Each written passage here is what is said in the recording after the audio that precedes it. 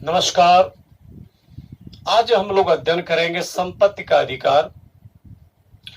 संपत्ति का अधिकार हमारे संविधान निर्माताओं ने एक विशेष स्थान दिया जिसको फंडामेंटल राइट्स के रूप में प्रदान किए थे, लेकिन इससे बहुत सारी समस्या भी आना शुरू हो गया। हम लोग जानते हैं जिस वक्त हमारा देश आजाद हुआ उस समय सबसे बड़ी समस्या भोजन को लेकर के थी। भोजन के लिए कृषि चाहिए, कृषि के लिए सिंचाई चाहिए, सिंचाई के लिए ट्यूबवेल चाहिए, ट्यूबवेल के लिए पैसे चाहिए, और पैसे बहुत कम थे उस समय, परंतु मैन पावर था। उस मैन पावर का इस्तेमाल करके नहर बनाई जा सकती थी। इसीलिए देखोगे प्रथम पंचवर्षीय योजना कृषि पर बनाई गई, द्वितीय पंचवर्षीय योजना इंडस्ट्री बनाई गई, उद्योग पर बनाई गई। उद्योग के लिए सड़कें चाहिए, तो चाहे नहर बनाना हो चाहे सड़क बनाना हो जमीन पर ही बनेगी। और जो ही बनाना शुरू किए तब तक लोगों ने रोकना शुरू कर दिया। क्यों रोकना शुरू कर दिया? क्योंकि संपत्ति का अधिकार क्या था? फंडामेंटल राइट्स था। फंडामेंटल राइट्स है, इसका मतलब सरकार हार जाएगी और लोग क्या होंगे? उस पर विजयी हो जाते थे, हावी हो जाते थे। इसीलिए सरकार ने 1951 में ही संपत्ति को सीमित करने का प्रयास किया ताकि वो सड़कें बना सके, ताकि नहर बना सके। बहुत सारी केसेज भी होती रही। इन तमाम समस्याओं को समाप्त करने के लिए जनता गवर्नमेंट ने एक बहुत बड़ा कदम उठा लिया। ये 1978 की घटना है। 44वां संविधान संशोधन 44th अमेंडमेंट, इसके माध्यम से क्या कर दिया? जो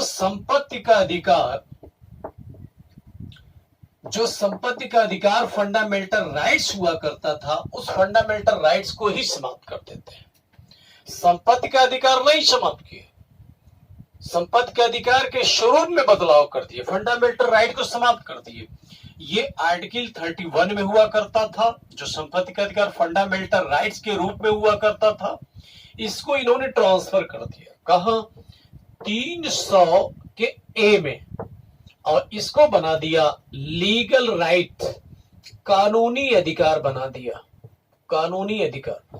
तो क्या संपत्ति का अधिकार आज समाप्त हो गया है? नहीं, संपत्ति का अधिकार पहले भी था, संपत्ति का अधिकार आज भी है, स्वरूप में बदलाव हो गया। पहले फंडामेंटल राइट्स हुआ करता था, अब क्या है? ये लीगल राइट हो गया।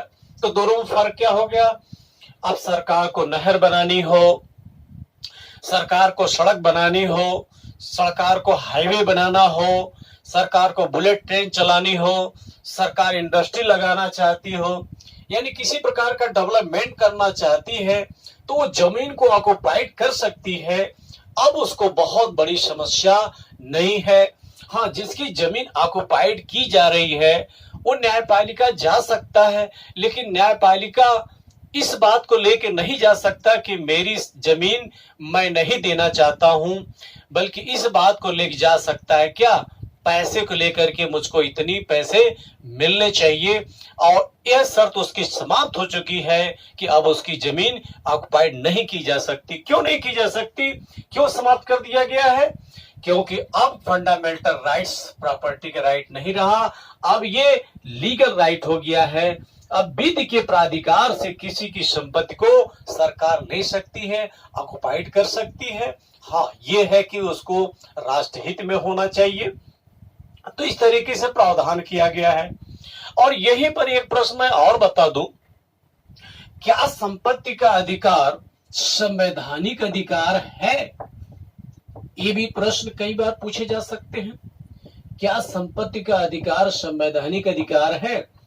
फंडामेंटल राइट्स तो रहा नहीं, तो संपत्ति का अधिकार कानूनी अधिकार भी है और संवैधानिक अधिकार भी है। कैसे है इसको देखिएगा। संवैधानिक अधिकार का मतलब हुआ जो संविधान में उल्लेख है। जब हम 301 कहते हैं तो इसका उल्लेख कहां है? संविधान में है।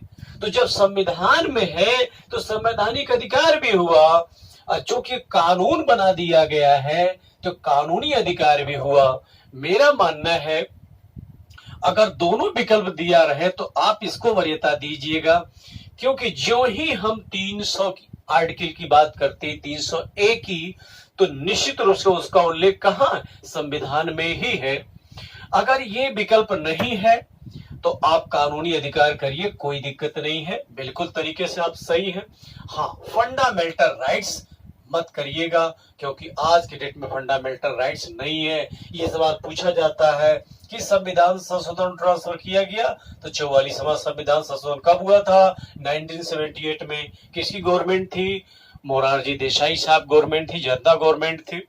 तो इस तरीके से आप उत्तर दे ले जाएंगे, आपको सहजता से इसको हल कर लेंगे। ठीक है, धन्यवाद। आगे भी हम लोग देखते रहेंगे।